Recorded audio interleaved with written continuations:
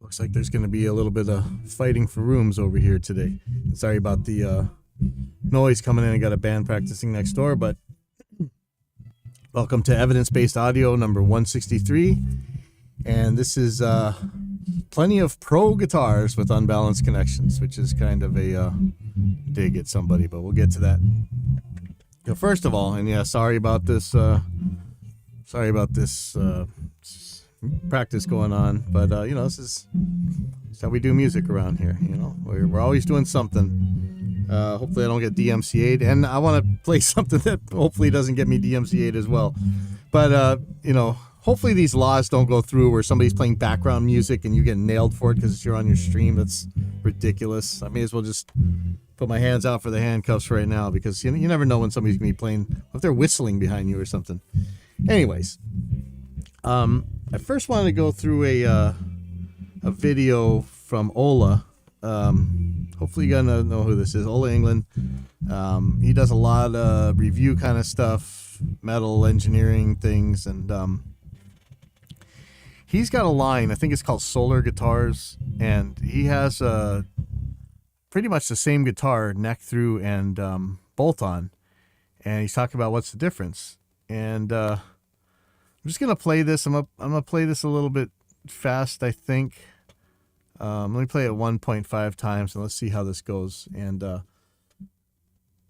don't DMCA me, Ola, okay? We're supposed to be on the same side here. It should be okay. Today I'm comparing a bolt-on constructed guitar versus a neck-through constructed guitar. So usually when people are making demos of neck-through versus bolt-on versus set neck guitars, there's just so many variables that affect how a guitar sounds acoustically and, electrified. Sorry. Do we care what that electric guitar sounds like acoustically? And does the acoustic sound of an electric guitar have any bearing on the electric output or sound of the electric guitar? I'm going to say no, except for in ridiculous cases where it doesn't even make any sounds, or, strings buzzing, or, mechanical problems of that sort. To make a proper comparison, you would need to have, the same guitar constructed with the same kind of woods, just that one. I don't care about the woods, Ola, but, I don't know that you're a tone wood nut, but, when have we done those tests on here? A lot of times it really showed that scale length and where exactly the pickups are kind of made a difference there. I don't know about, not going to be the woods and stuff, but looks like these guitars are pretty much the same thing. So hopefully that's going to be a pretty, that kind of stuff's going to be in the same place. Has bolt-on and one is neck-through, and that's what I have right here today. These are Solar guitars, S1.6 FR FM. They're both constructed in the exact same way. They both have the same woods, both in the body and the neck. They have the same pickup. They have the same Floyd Rose bridge. Everything matches on both these guitars. Even the tuners are the exact same. Everything is the same. Same wood, same fretboard. Both have a mahogany body with maple veneer top on them. The necks are maple Yatoba in mix, as you can see, and ebony fretboard. Stainless steel frets. Everything is the same except for the absolute neck construction. You have a bolt. Oh, wow. He's got that's pretty good access up there, even on the bolt-on, isn't it? As much as I love neck throughs, man, these bolt-ons are so much lighter. Bolt-on right here and a neck through right here. Unfortunately, I don't have a set neck version of this. If you're unfamiliar with neck constructions, basically bolt-on is a bolted-on separated neck that you screw on to the body like this, while a neck through is constructed a full maple body like this, glued together with the body. But as you can see, the maple goes all the way through, supposedly giving more resonance to the full guitar. In general, a lot of people are saying that bolt-on guitars are a little snappier sounding than neck-through guitars, and also that neck-through guitars has longer sustain than bolt-ons and vice versa. And with today's test, I'm going to try and figure all that shit out and see if there's an actual difference, both acoustically, plugged in, and just then I'm going to give you my conclusion regarding bolt-on versus neck-through, okay? All right, first up, I want to try how they compare acoustically, just, not plugged in or anything like that. I've set both guitars where I have the same distance from saddle to pickup, also from string to pickup, just trying to shrink down the variables as much as possible so we can get a proper comparison between bolt-on and neck-through. So first off, I want to start and just see how they compare acoustically. Now, this obviously doesn't matter when it's an electric guitar and plugged in. He said it. He said it. I'm gonna slow this down here. Interesting, Ola. Interesting. Let's just now this first off, I want to start and just see how they compare acoustically. Now, this obviously doesn't matter when it's an electric guitar and plugged in. This obviously doesn't matter when it's an electric guitar and plugged in. I'm proud of you, Ola. I'm acoustically. Now, this obviously doesn't matter when it's an electric guitar and plugged in. Well, let's just see if there is a difference acoustically and how they kind of cling out and resonate without it being plugged in. I just thought it was interesting, okay? So this is the neck through guitar right here. Sounds like this acoustically.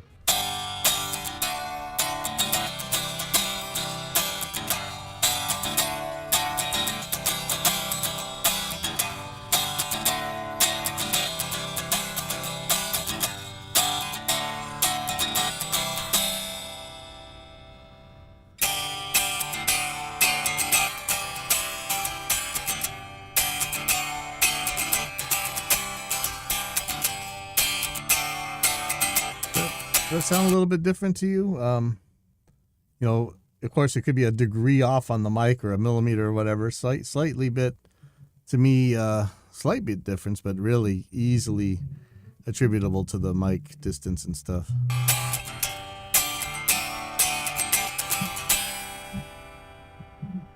All right, without listening to the result, I hear immediately that the bolt-on guitar is a little snappier sounding. It has a little bit more brittle to I thought it was the other way around. I thought the neck through sounded snappier. Interesting. the tone. Not as much bass, not as full as Oh, the wait, yeah, the second one was the bolt-on. Interesting. neck through right there. And this is just acoustically, okay? All right, so how does it sound plugged in? Let's try it out.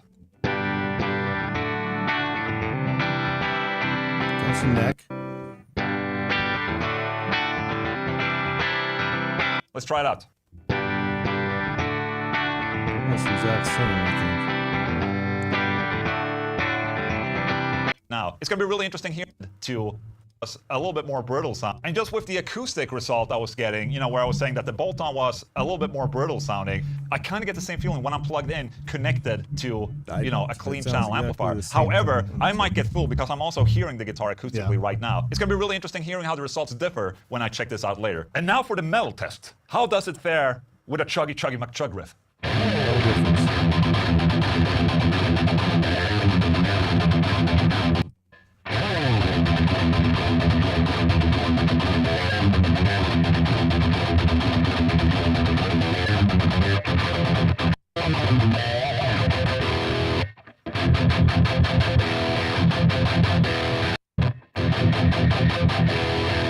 The bolt-on definitely seems a little bit tighter, but it's also maybe what I'm hearing acoustically together with the electrified signal that I'm hearing right now. So that's also going to be very interesting hearing afterwards and see if there's a difference.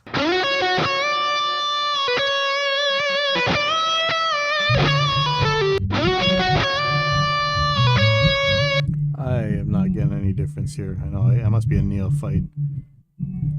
So sustain is a weird thing. Remember we were testing this with different string sizes, and things kind of went a little bit backwards from what you might have thought. So in the regards of sustain test, I made a sustain test where I was playing 12th fret of the G string on both guitar, basically measuring how long of a sustain and how they would compare between neck through and bolt-on. And rather than just play them after each other, I figured it would be easier to just show you the difference in a DAW, like Logic right here. So now this could easily be, you know, mic distance, picked strength. The envelope looks pretty much the same, but if anything, the bolt-on is longer. Neck through tone right here, and the bolt-on tone right here. So we can see they're starting about the same. And as you can see from these two files right here, notice that this is bolt-on and this is neck through, is that the bolt-on has a slightly longer sustain. But it's slightly louder now, as well. There's going to be other factors in this that affects the sustain, but I think it makes a clear difference. I thought before that the neck through would be superior in sustain, but in this case, between these two guitars, the bolt-on actually that can affect sustain than just, you know, the neck through versus bolt-on in this case. And, you know, back in the day, I was convinced that neck through was the absolute shit. You know, it was the best you could get. It's a little bit more complicated to construct and build a neck through guitar, and I was also convinced that it sounded the best. And now we're talking like 15 years back or something like that. You also have a better fret access up on the higher frets, but that also depends on the construction. That's what of the I care actual about. guitar. I've seen neck throughs with horrible upper fret access, but his bolt-on looks pretty good. I have I think it's at home. I have an Agile with something similar to that, the way that one was set up.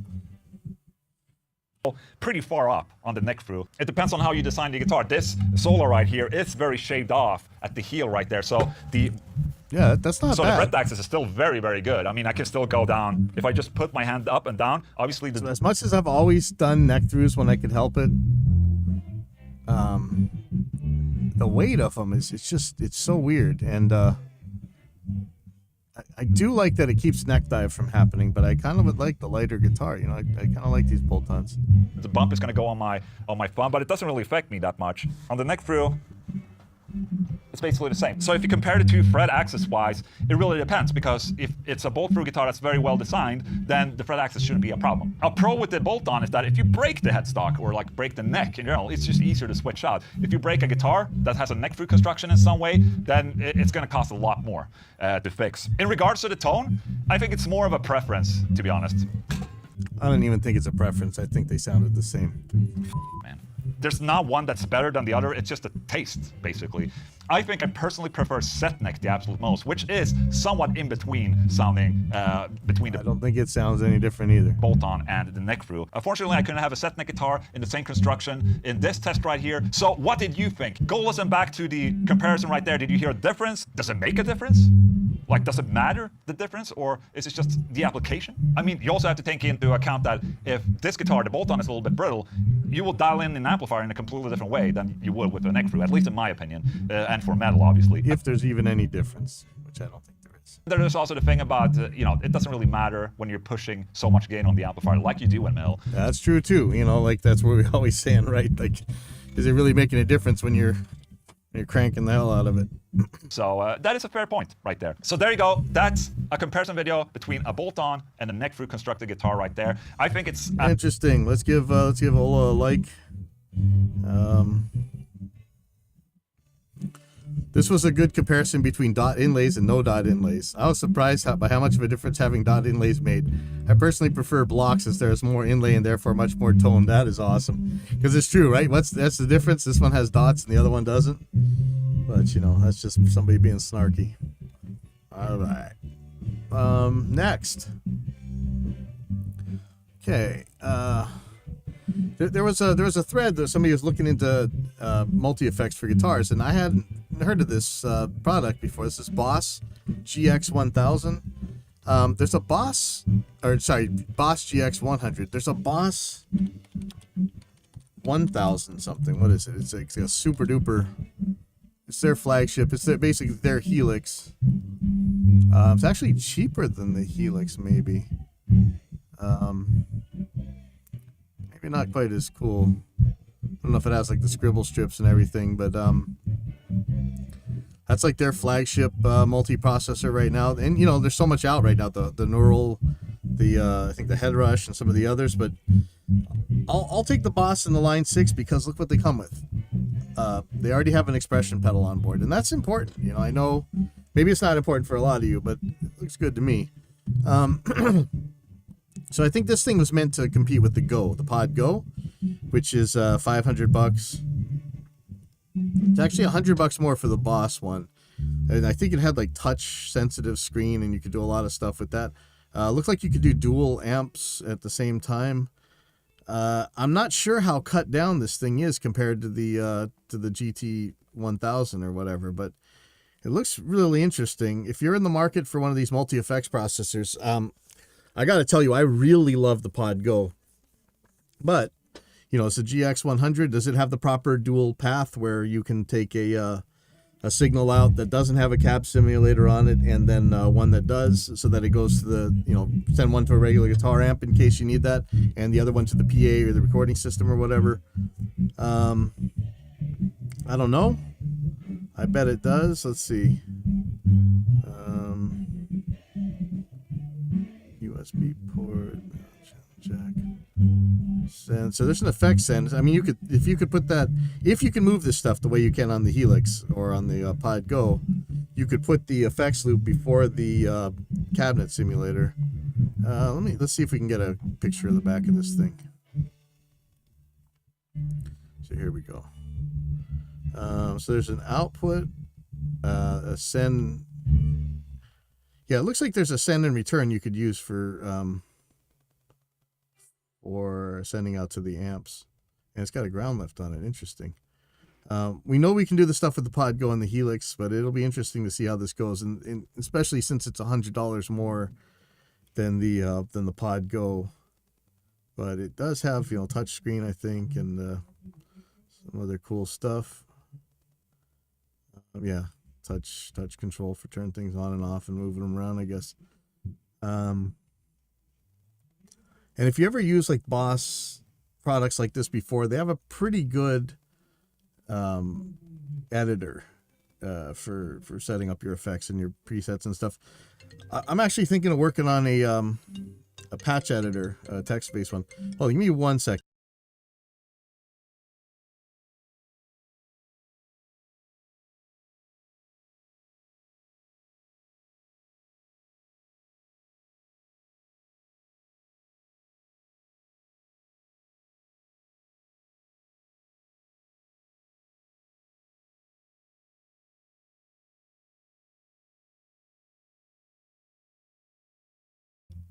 Sorry about that. It's a live show. That's what happens. And got a lot of people I got to be on the call for. Anyway, I'd like to hear if anybody's got one of these things already. Let me know about it. And we've got some pod goes over here we can compare it to. I'd like to know how this is going to go.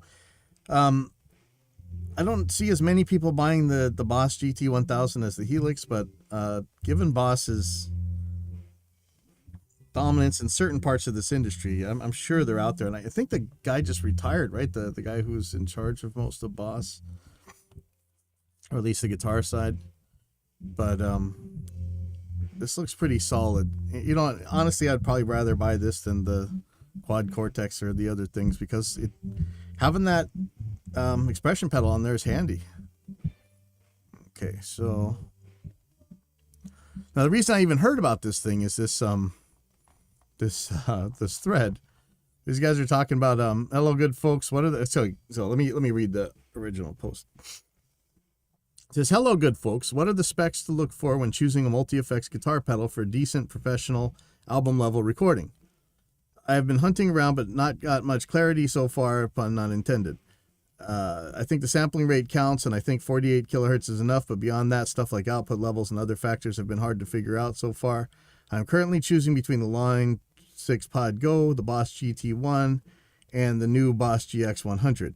I'll be recording at home, and the current plan is to take a line out to an audio interface rather than go via USB into the computer, and the idea is to make music that is release-worthy. Thanks for reading.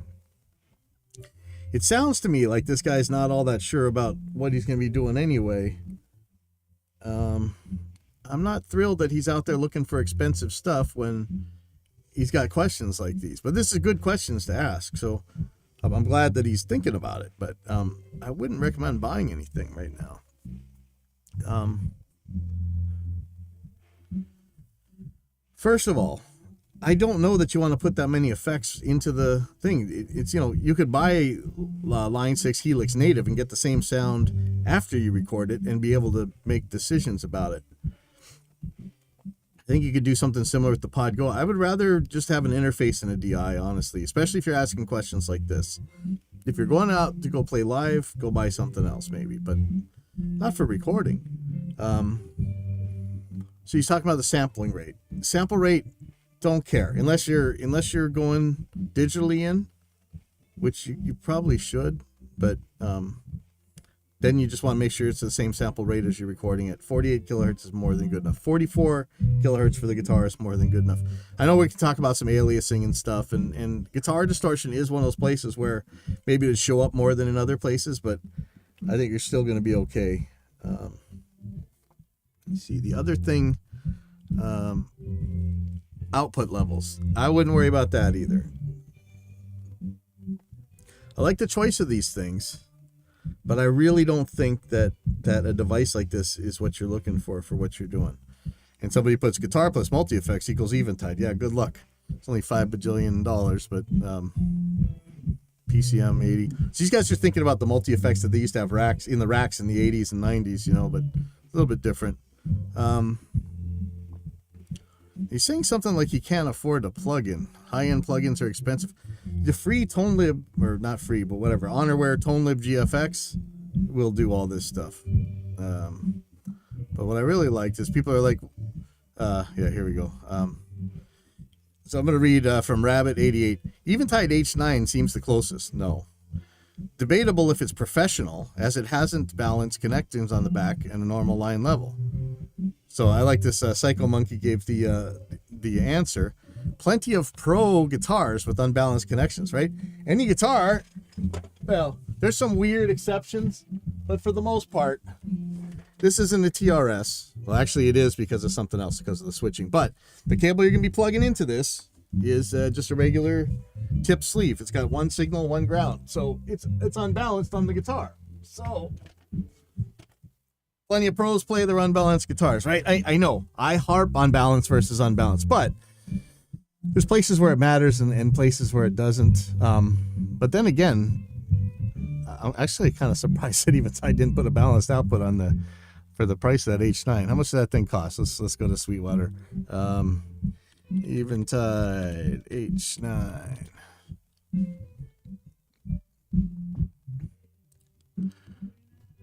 Yeah, it's only $700. I'd rather buy the damn. Yeah, it's got like 2 switches. Like, no, I'll take the Podgo.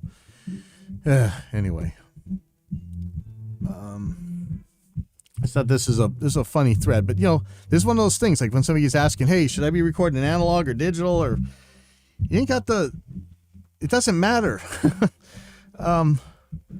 You got. It sounds like you got so much other stuff you got to worry about that I wouldn't be worrying about buying these expensive things.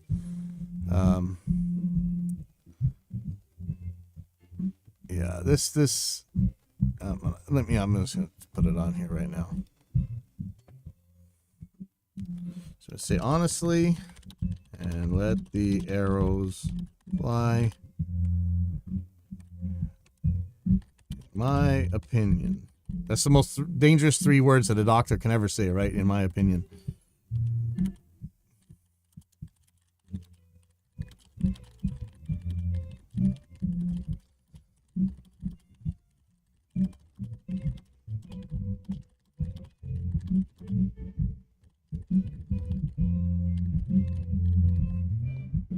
So I'm saying honestly, and let the arrow fly. In my opinion, you do not need one of these types of devices for the type of recording you want to do, and it would be counterproductive.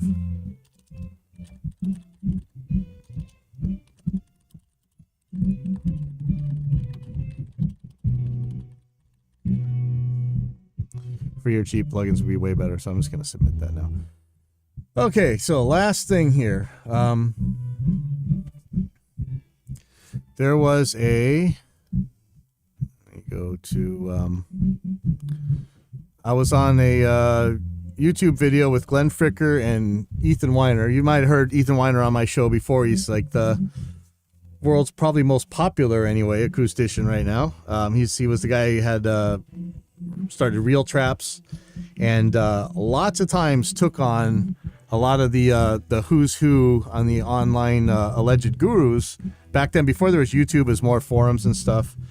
And, he talked about actually measuring things and testing things for real. The same thing we do on this channel all the time. And one of the things that he really got nailed for is that he said that a Sound Blaster, like the crappy one that comes with your computer, is superior in every measurable way, audio-wise anyway, to a Studer 2-inch 24-track, whatever. And he's right. It was less noise, less distortion, better frequency response, and wider bandwidth. And that's just the way it is. But man, Mixer Man and all those guys went after him so hard. You think about where these guys are. Where's Mixer Man right now? Where's Fletcher? All these constant guru guys talking at you. And now what are they doing? Nothing. Maybe I'm sure they're doing something, but they're not out there anymore. It's like they were selling a book or something. I don't know what, really. None of that stuff made any sense to me. Actually on this episode, we talk about Kenny Gioia in there and, his relationship with Reaper and it's kind of ironic how that ended up. But there was some posts over at the gear page. My thing is, if it's manifests in the real world, we can measure it. There will always be some God of the Gap stuff where people are like, oh, well, there's this one magic thing that's hiding over here. But I'm like, you know what? Let's hear it. If you can find it, fine, we'll talk about it. But most of the time, they can't. And when we do an ABX test or whatever, they can't find anything.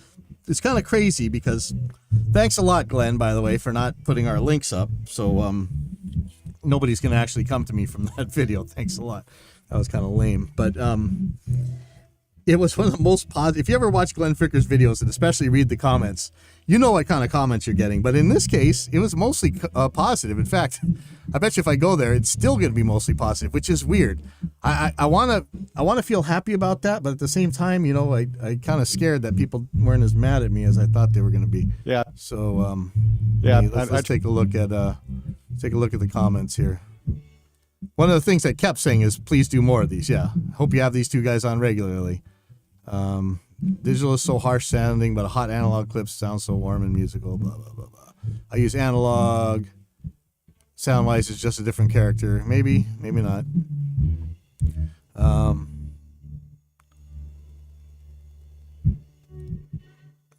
And the McGurk effect. Reaper has been my DOS since 2010 at least, and has been developed to the point of any of the bigwigs. Yeah, thank you.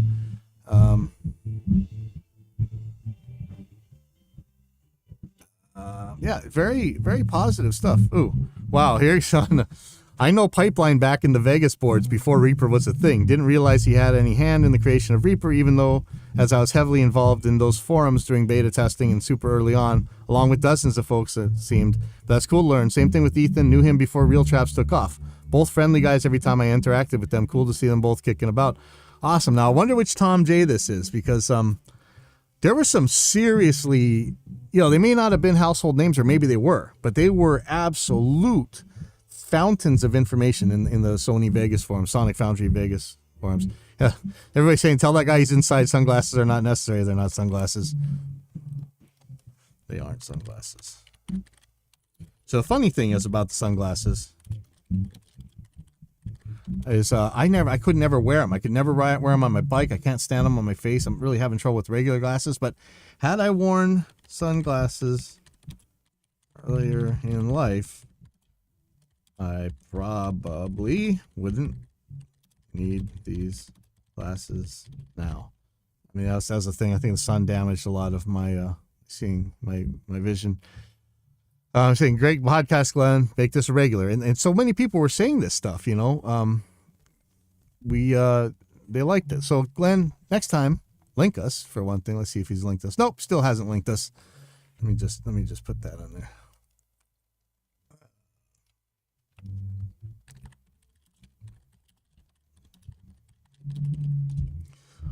Okay, I'm just whining. All right, but anyway, so there was some comments coming back from here.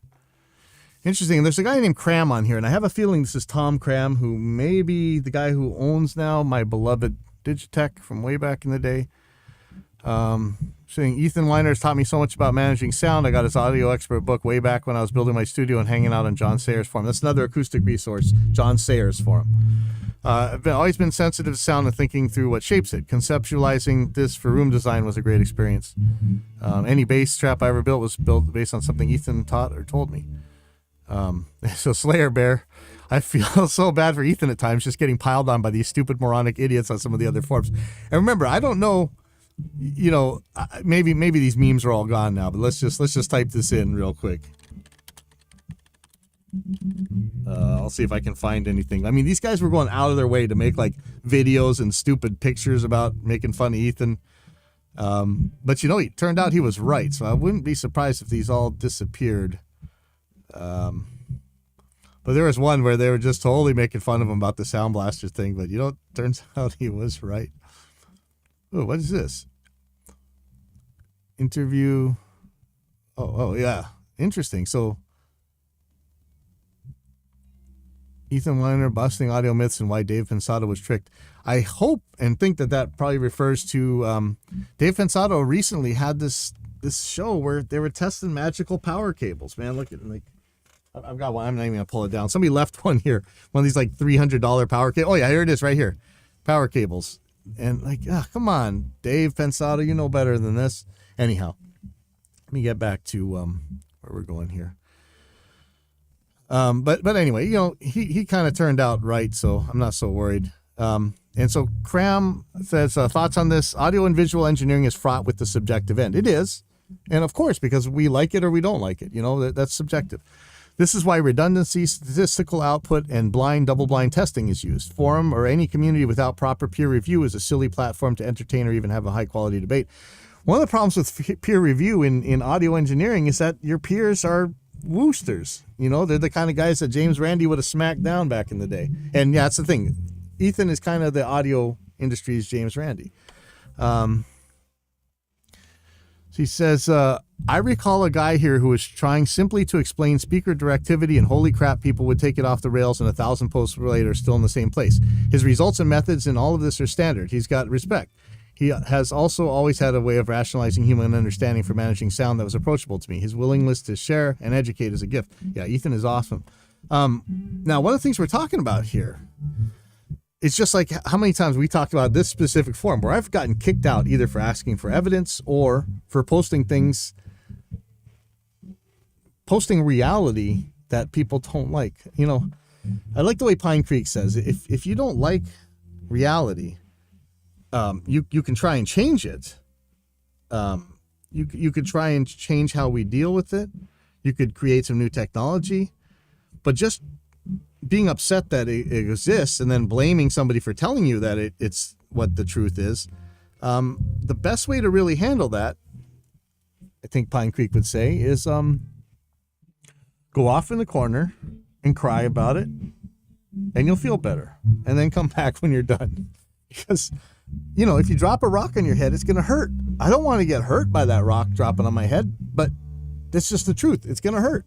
So probably don't drop rocks on your head. You know, that's why this stuff is subjective and objective. There's some objective stuff. So I said, I try to stay way the hell away from subjective things on my videos and articles. There's enough people arguing that stuff, and they do. They argue all day long about amp tone and stuff. I like things I can count or measure. It's like the old morality is ought argument. We may not agree what we ought to do, but we can make way the hell better decisions about it as long as we know what is. It's hard to know what you ought unless you know what is. So, for example, let's say it's real subjective, right? You're surfing. You could turn left or you could turn right. That's up to you. Which way do you like better? However, in this case, if you turn right, there is a shallower reef, so there's some consequence involved. It's nice to know about that. So, you know, if you're in one of those days where you just kind of want to cruise, maybe turn left so you don't hit that reef. All right? That's it. It's important to know what is in order to decide what ought. And so I said a lot of where I get in big trouble is when people claim there are things making a huge objective difference that we can't measure, like tone wood. Here comes my next banning. So here's a problem.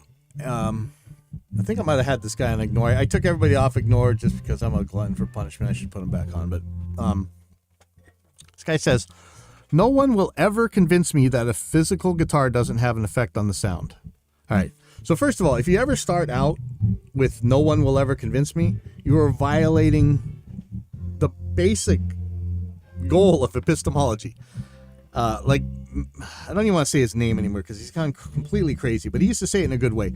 I want to believe as many true things and as few false things as I possibly can, and I care whether or not my beliefs are true. If you care whether or not your beliefs are true, you can't do this. No one will ever convince me. No one will ever convince me is dogma. That's your religion. That is stuck. You can't touch it. Saying anything against it is blasphemy. You don't want to be there. You definitely don't want to be there. You can't learn, and you can't know whether or not you're right because you're just going to stick with something regardless of the evidence.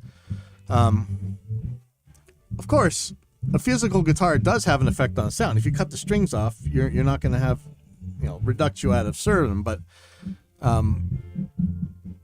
let's just go on. That being said, I also honestly don't care whether it's measurable or not. Why? Why don't you care? If it exists, it's measurable. Period. If it exists, it's measurable. If it's not measurable, it probably doesn't exist. And you saying I honestly don't care whether, again, you're poisoning the well here. You are deciding, you're making up your conclusion ahead of time.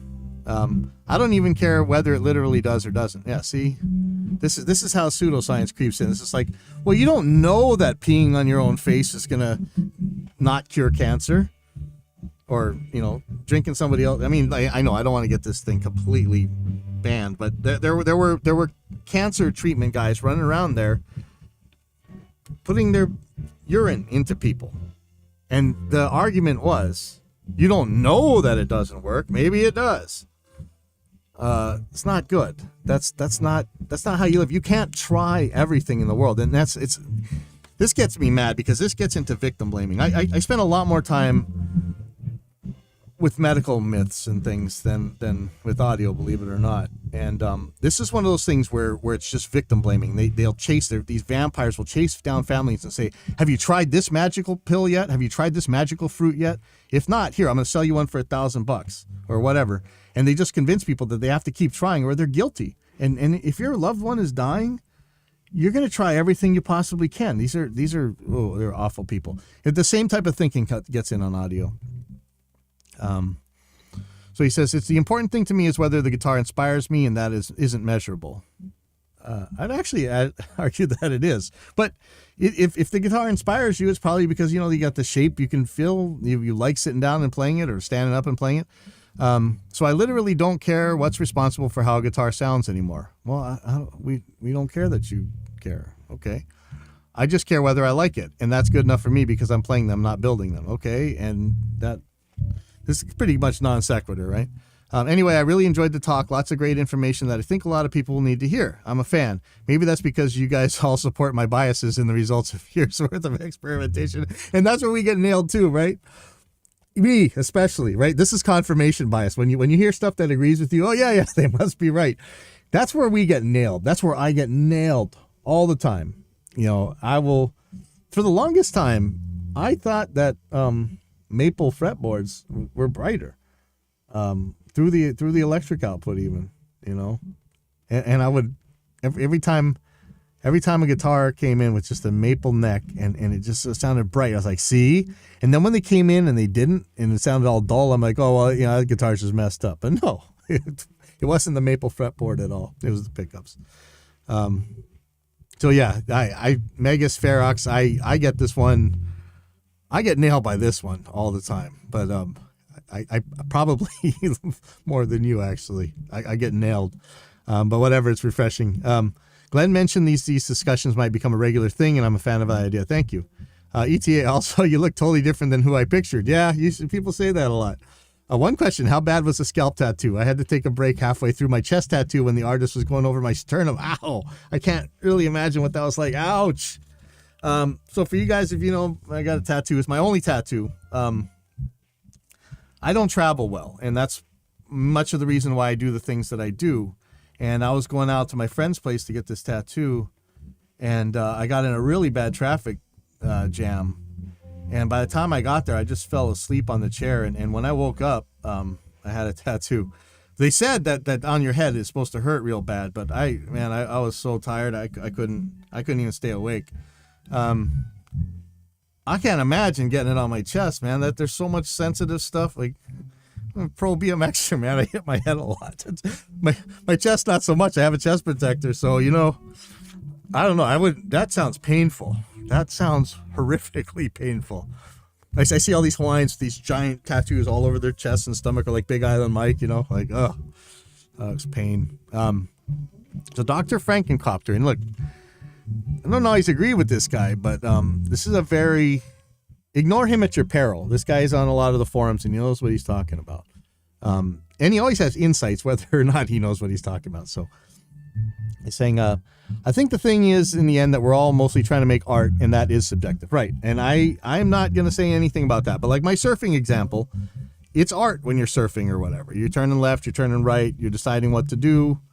Or when you're eating, subjective taste and stuff. But hey, this particular one has so much cholesterol in you that it'll shorten your life by 5 years.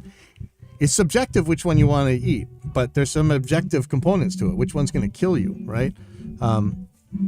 There's also the placebo effect to consider. That's why we do as much ABX testing as we possibly can, and why we measure. Because if you measure, there are ways to get nailed by placebo effect in measurements, but in general, if you measure the proper things properly, and I'm not going to get into this postmodernism nonsense. Like you want to debate solipsism or something, come jump on the stream. We'll talk about it.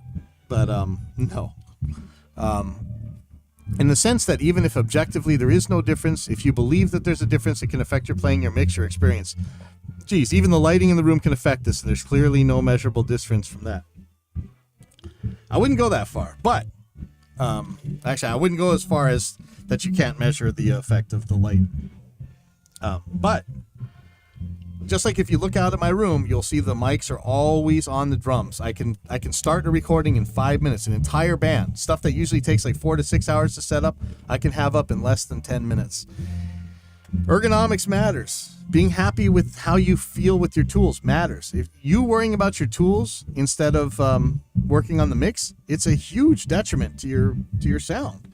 So no, that stuff is really important. That's not what we're talking about here, though. We are talking about the objective stuff. So the subjective stuff matters, but we're trying to give you the information on what is, and then you can decide what ought after that.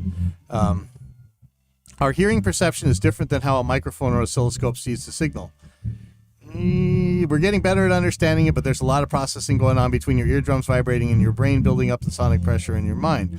Add to this that listening also takes practice and ability varies from person to person. That's okay. Measurements don't. The measurement is the same no matter who you are. So that's why we're talking about this stuff. Some people can listen to a track and have no idea what instruments are even playing. Others can hear way deeper into it. Again, that's all true, but it doesn't matter to what we're discussing here. I do appreciate the objective test, but I don't like when folks call it scientific. There's a difference. In fact, subjective tests can be scientific. That's how Floyd Toole demonstrated that people listen with their eyes, and I don't think anyone would argue that his tests were anything but scientific. Well, if it's scientific, then it's scientific. And it's not actually subjective, I don't think. I know that, well, see, here's where we get into some weird issues with determinism, right? Like, if you really want to go down quantum level and stuff, I don't know that there really is a subjective. There may not be, but that's way down deep. But let me, let's just do something real quick. Let's do McGurk effect. Peer review. So there's looks like there's piles of peer-reviewed articles on the McGurk effect. So it's definitely science. I'm not sure what this Floyd Toole one is, but it sounds pretty much the same. We know that eyes make a difference to your sound. That's the if you haven't seen it before, it's one where he says, I could try it here. I don't think this is going to work, but he's saying ba ba ba. Okay. Now, if I make the face for ba, ba, ba. Now, he also was saying fa, fa, fa. He was making the face for saying F, fa, but he was still saying ba. So he's like making the ba, ba, ba. I can't really do it, but your eyes were telling you which one you heard. And it's pretty interesting. But we could call it scientific. We could argue over whether or not it's science. I didn't write down a hypothesis first. We just did the testing, but I got somebody else here. Totally agree. I think this is the absolute key, but often gets forgotten when people are digging in heels and arguing about this or that. We don't dig in heels, all right? If you dig in heels, you've lost the argument. When you go to dogma, you've lost the argument. Then you got religion, not science. Speaking of tonewood, when people start to proclaim loudly that they can hear difference on solid bodies, great. That will help you as a luthier or building your own guitar. But don't pretend that hearing the difference between certain pickups or tonewoods or whatever has anything to do with your talent or artistry as a musician. Thank you. Yeah, I'm on this side of it because I can't write or play crap, right? Tone may not just be in the fingers, but tone isn't music. I find especially guitar players forgetting that when chasing tone in guitars, pedals, amps, and even cables. Tone is not music, and spending time A-Bing and OD pedals against each other can be a fun science-ish experiment if you want to talk shop with the pedal builder, but you're not really playing music. See, this has kind of nothing to do with what me and Ethan were doing, but this tells you what's important. What's important is your songs, and I'll say it, I don't know where I wrote it, but I'll say it a million times.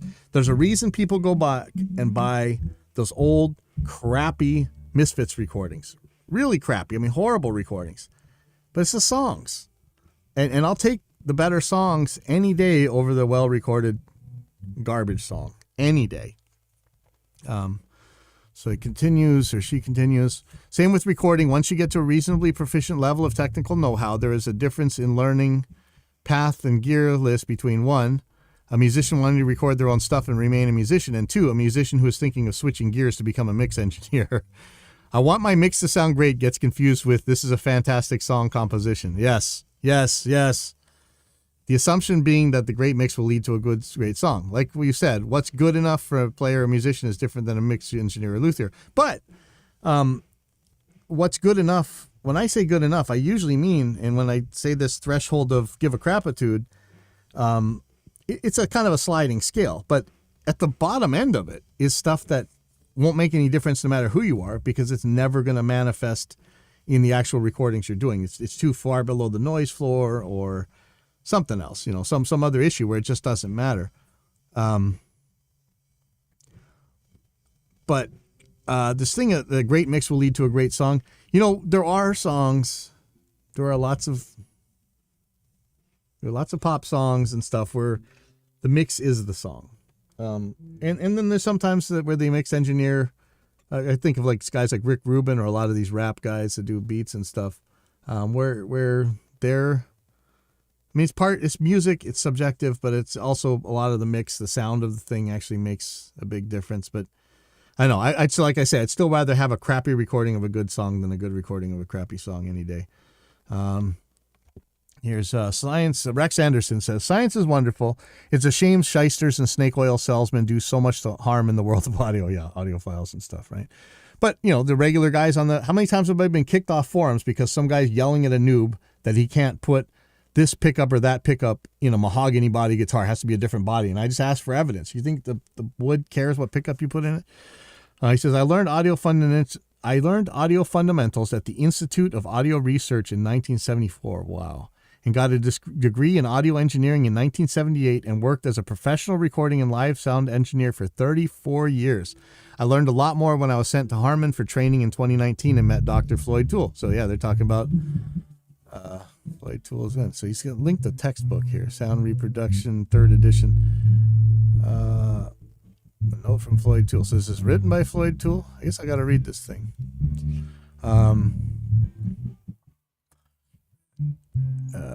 So somebody else says, that's not quite the point I wanted to make, but I don't want far off. I'm a way better mix engineer than I ever was a songwriter. Ooh. I can't write my way out of a paper bag, and I'm okay with that. I guess I'm okay with that too. I think the problem comes when anyone trying to do something technical doesn't really understand anything about the science math behind what they're doing. But on the other hand, I can think of a handful of very talented and respected engineers who do very good work, who honestly believe that things like XLR cables for line level patches have a significant tonal effect. Now, we know in my life, there was a engineer producer that I wanted to meet since I first heard his name. And when I did, and it turned out that he was all into magical speaker cables and magical mic cables and stuff, I was bummed. But the thing is, that guy puts out albums that subjectively to me sound way better than anything I've ever done or could do. Maybe with one exception, but maybe I'm on par. But that was with a lot of help. I really liked his stuff, but man, the guy was nuts. But just being nuts doesn't mean you're not going to make good sounding stuff. I know lots of nuts in the engineering world who make killer sounding stuff. And this is a little bit different for me because to me, it's kind of my penance for getting people to buy a bunch of crap they didn't need back in the day. I think I kind of got a long day today. I think that's it for today. If you haven't seen this video, please go check out on Glenn Fricker's channel, Spectre Sound Studios, and it's called Don't Get Mad, Get Evidence. It's me, Glenn, and Ethan on this show. I'm really hoping just to do more live stuff. I like this. I don't like that it takes so long to get off, and I would really like to hear from the audience. I'd like to see all the the chats and everything. So hopefully we're gonna be doing more of these, and I'm gonna go get my stuff together, and I guess I'll see you guys.